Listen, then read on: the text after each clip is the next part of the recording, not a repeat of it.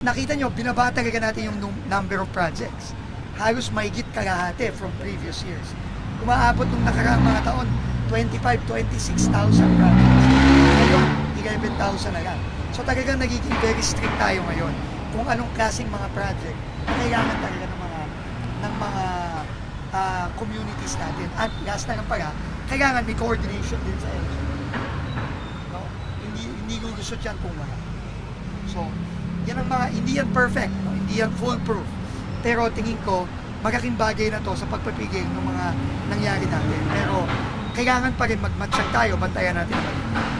Sa comment lang dun sa PCIJ report na for 2026, kahit nag-build up na to, nakikinig yung government against former Speaker Romualdez.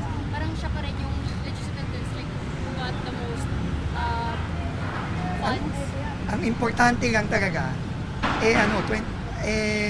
unang-una, dinatnanagan natin yung budget na yan. No? Pero ang importante naman, magawa yung project ng tama.